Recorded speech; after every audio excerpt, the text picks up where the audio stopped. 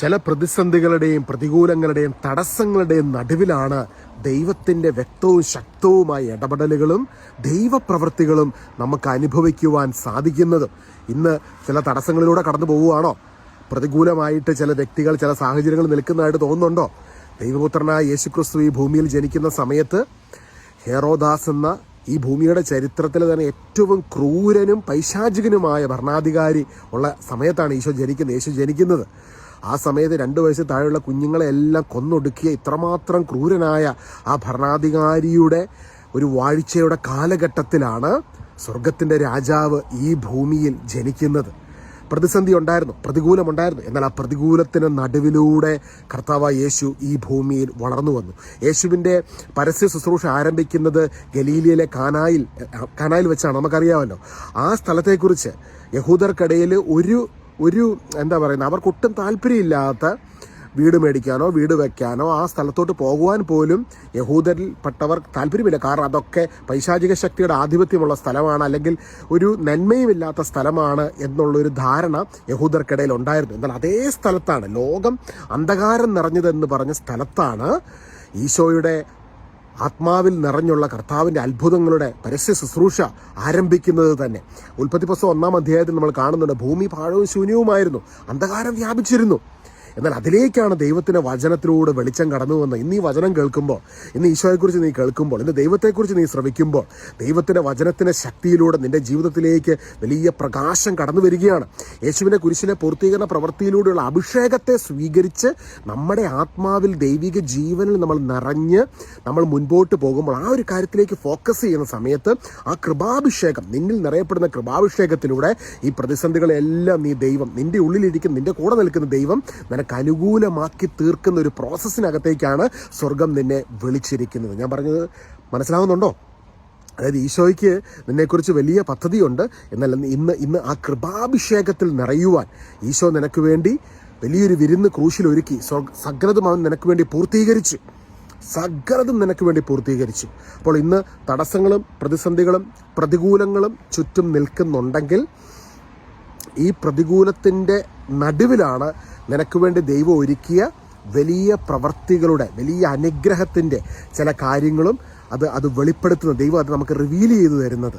ലോകത്ത് ക്രിസ്ത്യ വിശ്വാസം സ്പ്രെഡ് ചെയ്ത, ഇന്ന് ക്രിസ്ത്യ വിശ്വാസം വളർന്ന രാജ്യങ്ങളൊക്കെ എടുത്ത് നോക്കിക്കഴിഞ്ഞാൽ ഏത് കാലഘട്ടത്തിലാണ് ആ രാജ്യങ്ങളിൽ ക്രിസ്ത്യ വിശ്വാസത്തിൻ്റെ വേര്, യേശുക്രിസ്തുവിലുള്ള വിശ്വാസത്തിൻ്റെ വേരാഴ്ന്നിറങ്ങിയതെന്ന് നമ്മൾ ശ്രദ്ധിച്ചു കഴിഞ്ഞാൽ, അത് അമേരിക്കയാകട്ടെ, സ്വിറ്റ്സർലൻഡ് ആകട്ടെ, അയർലൻഡ് ആകട്ടെ, ഏത് രാജ്യങ്ങളാകട്ടെ, യേശുക്രിസ്തുവിൻ്റെ വിശ്വാസം ആ രാജ്യങ്ങളിൽ വളർന്നത് പ്രതികൂലങ്ങളിലും പ്രതിസന്ധികളിലും ദാരിദ്ര്യത്തിലും വലിയ തകർച്ചകളിൽ ജനങ്ങൾ കടന്നുപോയ സമയത്ത് അവർ കന്യകാജാതൻ്റെ സാന്നിധ്യം ആത്മാവിൽ അനുഭവിച്ചറിഞ്ഞു, രുചിച്ചറിഞ്ഞു, തിരിച്ചറിഞ്ഞു. ആ സമയങ്ങളിൽ, ആ തകർച്ചയുടെ നാളുകളിൽ അവരെ പിടിച്ചു നിർത്തിയത് യേശുവിൻ്റെ സാന്നിധ്യവും യേശുവിൻ്റെ വിശ്വാസവും കർത്താവിൻ്റെ ആത്മാവ് പകർന്നു തന്ന ആ പരിശുദ്ധാത്മാവിനുള്ള അഭിഷേകവുമാണ്. അതുകൊണ്ട് ഇന്ന് ലോകത്തിൽ എവിടെയൊക്കെ ക്രിസ്ത്യ വിശ്വാസം ആഴത്തിൽ വേരിറങ്ങുന്നുണ്ടോ, ഇത് മനുഷ്യബുദ്ധിയിലോ അല്ലെങ്കിൽ മാനുഷിക പ്ലാനിലോ വളരുന്ന ഒരു കാര്യമല്ല. തകർന്ന മനുഷ്യർക്കിടയിൽ തകർന്നവനായി ഈ ഭൂമിയിൽ സകല പ്രതികൂലങ്ങളെയും പ്രതിസന്ധികളെയും അതിജീവിച്ച് നമുക്ക് വേണ്ടി അതിദാരുണമായ പീഡാസഹനങ്ങൾ ഏറ്റുവാങ്ങിയ, നിന്നേക്കാളും എന്നെക്കാളും നമ്മളെല്ലാവരെക്കാളും സഹനങ്ങൾ ഏറ്റവും കൂടുതൽ അനുഭവിച്ച യേശുവിൻ്റെ സാന്നിധ്യം തകർന്ന മനുഷ്യർക്ക് സമാശ്വാസമായി, ശക്തിയായി, അവരുടെ വേദനകൾക്കുള്ളിലേക്ക് കടന്നു വന്ന് അവരോടൊപ്പം നിൽക്കുന്ന, താതാത്മ്യപ്പെട്ട് നിൽക്കുന്ന യേശുവിൻ്റെ സാന്നിധ്യം അനുഭവിക്കുമ്പോൾ, ഇന്ന് നിങ്ങൾ യേശുവിനെക്കുറിച്ച് കേൾക്കുമ്പോൾ ഉള്ളിൽ എവിടെയോ ഇരിക്കുന്ന, വിദൂരത്തിൽ നിൽക്കുന്ന ഒരാളായിട്ടാണോ നിങ്ങൾക്ക് ഫീൽ ചെയ്യുന്നത്? നിങ്ങളെപ്പോലെ നിങ്ങളുടെ കൂടെ വന്ന് നിൽക്കുന്ന, ചങ്ക് പറിച്ച് നിങ്ങളെ സ്നേഹിച്ചുകൊണ്ടിരിക്കുന്ന, നിങ്ങളുടെ ഉള്ളിൽ നിങ്ങളുടെ ഭാഗമായിരിക്കുന്ന ഒരു ക്രിസ്തുവിനെക്കുറിച്ച് ഞാൻ സംസാരിക്കുന്നത്.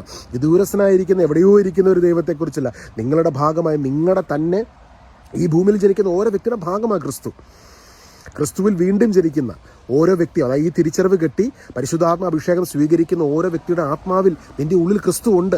ഇനി നമ്മളോട് ദൈവം ആവശ്യപ്പെടുന്ന ഒരൊറ്റ കാര്യമാണ്. റോമാലേഖനം 5-ാം അധ്യായം 17-ാം വാക്യം, കൃപയുടെയും നീതിയുടെയും ദാനത്തിൻ്റെയും സമൃദ്ധി സ്വീകരിക്കുന്നവർ യേശു ക്രിസ്തു എന്ന ഒരു മനുഷ്യൻ വഴിയായി എത്രയോ അധികമായ ജീവനിൽ വാഴും. ഈ ഭൂമിയിൽ വാഴണമെങ്കിൽ യേശു ക്രിസ്തുവിലൂടെയുള്ള ആത്മാവിലൂടെയുള്ള ഒരു അഭിഷേകത്തിൻ്റെ വർധനവ് നമ്മളിൽ അത് വളരുമ്പോൾ, ആത്മാഭിഷേകത്തിൽ നമ്മൾ വളരുമ്പോൾ, ഈ ഒരു പുതിയ ജീവിത ശൈലിയിൽ ഏത് സാഹചര്യത്തെയും പരിശുദ്ധാത്മാവിൻ്റെ അഭിഷേകത്തിൽ വളരുവാനുള്ളൊരു അവസരമാക്കി തീർത്ത് പരിശുദ്ധാത്മാവിൽ നിറഞ്ഞ് നമ്മൾ വളരുമ്പോൾ, നമ്മൾ കൃപയിൽ വളർന്നു വരുമ്പോൾ എല്ലാ സാഹചര്യങ്ങളെ മറികടക്കുവാൻ പരിശുദ്ധാത്മാവ് ദൈവം സഹായിക്കുകയാണ്. ഇന്ന് പ്രത്യേകമായി പ്രാർത്ഥിക്കുന്നു. പരിശുദ്ധാത്മാവിൻ്റെ ആ സഹായം നമ്മുടെ ജീവിതത്തിലേക്ക് കടന്നു വരുന്നതിന് വേണ്ടി പ്രാർത്ഥിക്കുകയാണ്. പരിശുദ്ധാത്മാവിൻ്റെ ശക്തി നമ്മുടെ മേൽ വന്നു കഴിയുമ്പോൾ നമുക്ക് സകല കാര്യങ്ങളും ചെയ്യുവാൻ ഉള്ള കൃപ പരിശുദ്ധാത്മാവ് നൽകുകയാണ്. എല്ലാ കാര്യങ്ങളും ഭംഗിയായിട്ട് നിർവഹിച്ച് മുൻപോട്ട് പോകുവാനുള്ള ആ വലിയ ഗ്രേസ് പരിശുദ്ധാത്മാവ് നമ്മളിലേക്ക് പകർന്നു നൽകുകയാണ്. പരിശുദ്ധാത്മാവിൻ്റെ ആ ശക്തിയാണ്, അതായത് വേറൊന്നുമല്ല സഹോദരങ്ങളെ, പരിശുദ്ധാത്മാവ് പകർന്നു നൽകുന്ന ഈ ശക്തിയാണ് എന്ത് പൈശാചിക ആധിപത്യത്തെ മറികടക്കുവാൻ നമ്മളെ ശക്തരാക്കുന്നത്.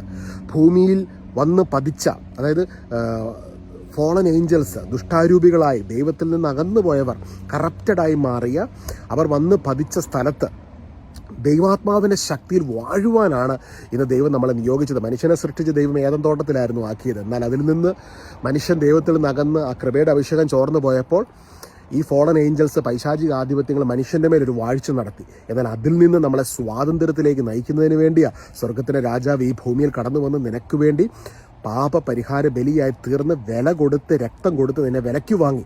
ഇനി പരിശുദ്ധാത്മാവിൻ്റെ അഭിഷേകത്തിൽ നിറഞ്ഞ് ഈ ദുഷ്ടാരൂപി, അതായത് ഈ ഭൂമിയുടെ മേൽ ആധിപത്യം നടത്തി ആ ദുഷ്ടാരൂപികളുടെ മേൽ വിജയം നേടാൻ ആർക്കാ പറ്റുന്നത്? യേശുവിൻ്റെ പരിഹാര ബലിയിലൂടെ ഒഴുകിയിറങ്ങുന്ന കൃപയെ സ്വീകരിച്ച് വീണ്ടും ജനിച്ച് പരിശുദ്ധാത്മ അഭിഷേകത്തിൽ നിറയപ്പെട്ടവനാണ് കർത്താവ് കുരിശിൽ നേടിയെടുത്ത വിജയം. ആധിപത്യങ്ങളെയും അധികാരങ്ങളെ അവൻ നിരായുധമാക്കി കുരിശിൽ അവയുടെ മേൽ വിജയം ആഘോഷിച്ചു. ഇന്ന് പൈശാചിക ശക്തികളുടെ ആധിപത്യങ്ങൾ അനുഭവിക്കുന്നുണ്ടെങ്കിൽ ഇപ്രകാരം പറഞ്ഞ്, എൻ്റെ യേശു എനിക്ക് വേണ്ടി കാൽവരി ക്രൂശിൽ സകലതും പൂർത്തീകരിച്ച് എന്നെ വീണ്ടും ജനിപ്പിച്ചിരിക്കുന്നു. ഞാൻ എൻ്റെ യേശുവിൽ വിശ്വസിക്കുന്നു. പരിശുദ്ധാത്മാവെ എന്നിൽ നിറയണമേ. പ്രതിസന്ധിക്ക് നടുവിൽ നിന്ന് പറയുക. പാഴവും ശൂന്യവുമായിരുന്ന ഈ പ്രപഞ്ചത്തെ വെളിച്ചത്തിലേക്ക് നയിച്ചവൻ്റെ അഭിഷേകം നിന്നിലേക്ക് കടന്നു വരുന്നു. ഹല്ലേലൂയ. ഹെരോദാസ് എന്ന ദുഷ്ടരാജാവിൻ്റെ ഭരണാധികാരിയുടെ കാലഘട്ടത്തിൽ പ്രതികൂലങ്ങൾക്ക് നടുവിൽ വളർന്നു വന്ന യേശുക്രിസ്തുവിൻ്റെ അഭിഷേകം നിന്നിലേക്ക് നിമിഷം കടന്നു വരുന്നു. ലോകം അന്ധകാരമെന്ന് പറഞ്ഞ് എഴുതിത്തള്ളിയ കാനായിൽ അത്ഭുതം പ്രവർത്തിച്ചുകൊണ്ട് പരസ്യ ശുശ്രൂഷ ആരംഭിച്ച യേശുവിൻ്റെ മഹത്വം നിന്റെ ജീവിതത്തിലേക്ക് കടന്നു വരുന്നു.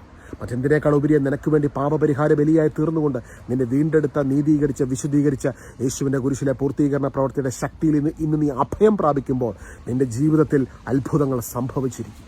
ഇനി മുതൽ, അതായത് യേശുവിൽ വിശ്വസിച്ച് അവൻ്റെ ആത്മാവിൻ്റെ സാന്നിധ്യത്തിൽ വിശ്രമിക്കുന്ന നിന്റെ അവസ്ഥയെ ദൈവം ടേക്ക് ഓവർ ചെയ്യുകയാണ്. നമ്മൾ റെസ്റ്റ് ചെയ്യുമ്പോൾ, ഈശോയിൽ വിശ്വസിച്ച് പരിശുദ്ധാത്മാവിൽ നിറഞ്ഞ് ആത്മാവിൽ വിശ്രമിക്കുമ്പോൾ ആത്മാവിൽ നമ്മൾ ഏദൻ തോട്ടത്തിനുള്ളിലേക്ക് പ്രവേശിക്കുകയാണ്. ബാക്കി കാര്യങ്ങൾ ദൈവം ടേക്ക് ഓവർ ചെയ്യും. എത്ര വലിയ പൈശാചിക ആധിപത്യങ്ങൾ അല്ലെങ്കിൽ പ്രശ്നങ്ങൾ, പ്രതികൂലങ്ങൾ നിന്റെ മുൻപിലും ചുറ്റിലും ഉണ്ടെങ്കിൽ അത് നീയല്ല നേരിടുന്നത്, നിന്റെ ദൈവം നിനക്ക് വേണ്ടി കുരിശിൽ സകലതും പൂർത്തീകരിച്ചവൻ ഈ ഭൂമിയിലേക്ക്, താഴ്ന്ന ഭൂമിയിലേക്ക് ഇറങ്ങി വന്ന് നിന്നോടുള്ള സ്നേഹത്തിൻ്റെ അടയാളമായി കാരുണ്യത്തിനേക്കാളും കൂർത്ത ആണി കൈകളിലേക്ക് കുത്തിത്തുളയ്ക്കപ്പെട്ടപ്പോൾ ആ വേദനയെല്ലാം സഹിച്ചത് എന്തിനു വേണ്ടിയാ? നീ സ്വാതന്ത്ര്യത്തിലേക്ക് കടന്നു വരുന്നതിന് വേണ്ടി. അതുകൊണ്ട് യോഹന്നാൻ സുവിശേഷൻ ഇപ്രകാരം, പുത്രൻ സ്വതന്ത്രനാക്കിയാൽ സാക്ഷാൽ നീ സ്വതന്ത്രനാണ്. ഈശോ നിന്നെ സ്വതന്ത്രനാക്കി ഈശോയുടെ കുരിശിലെ പൂർത്തീകരണ പ്രവൃത്തിയിലൂടെ. അതുകൊണ്ട് ഇന്ന് ആത്മാവിൻ്റെ അഭിഷേകത്തിൽ നിറയാൻ പരിശുദ്ധാത്മാവെ ഇത്രയും നേരം ഈ സന്ദേശം കേൾക്കുവാൻ നീ കൃപ കൊടുത്ത ഓരോ മക്കൾക്ക് വേണ്ടിയും പ്രാർത്ഥിക്കുന്നു. ഞങ്ങളെല്ലാവരിലേക്കും ആത്മാവിൻ്റെ അഭിഷേകം നിറയുന്നതിന് വേണ്ടി ഞങ്ങൾ പ്രാർത്ഥിക്കുന്നു. പ്രത്യേകമായി നമുക്ക് കുറേ ശുശ്രൂഷകൾ ഈ ദിവസങ്ങളിൽ വരുന്നുണ്ട്. കുറേ രാജ്യങ്ങളിലുള്ള ശുശ്രൂഷകൾ വരുന്നുണ്ട്. ഓഷ്യാന ഭൂഖണ്ഡത്തിലുള്ള ശുശ്രൂഷകൾ, പല രാജ്യങ്ങളിലുള്ള ശുശ്രൂഷകൾ സ്വർഗം ഒരുക്കിയിട്ടുണ്ട്. കർത്താവ് അതിനുവേണ്ടി നിങ്ങൾ ആ ശുശ്രൂഷകൾക്ക് വേണ്ടി പ്രാർത്ഥിക്കണം. ഇനി വരുന്ന നാളുകൾ നടക്കുന്ന, വർഷങ്ങൾ നടക്കുന്ന എല്ലാ ശുശ്രൂഷകളിലും പരിശുദ്ധാത്മാവിൻ്റെ അഭിഷേകം പെയ്തിറങ്ങുന്നതിന് വേണ്ടി നമുക്ക് കരങ്ങൾ ഉയർത്തി കർത്താവിനെ സ്തുതിക്കാം. Hallelujah, hallelujah, hallelujah, hallelujah. യേശുവേ നന്ദി, യേശുവേ സ്തുതി, യേശുവേ സ്തോത്രം, യേശുവേ ആരാധന.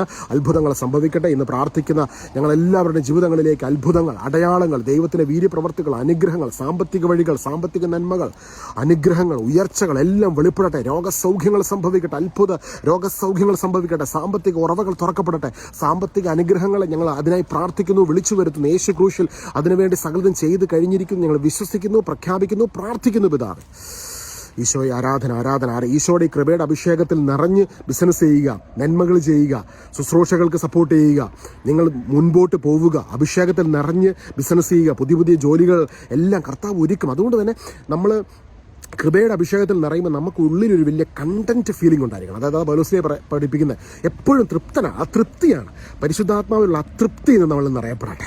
ആ തൃപ്തിയിൽ നിറഞ്ഞ് തന്നതിനായി നന്ദി പറഞ്ഞ് പ്രാർത്ഥിക്കുമ്പോൾ 5,000 പേർക്ക് കൊടുത്തവൻ, വർദ്ധിപ്പിച്ചവൻ, വർധനവിൻ്റെ ഒരു അഭിഷേകം ഇന്ന് ഞങ്ങളുടെ നടുവിൽ വെളിപ്പെടട്ടെ.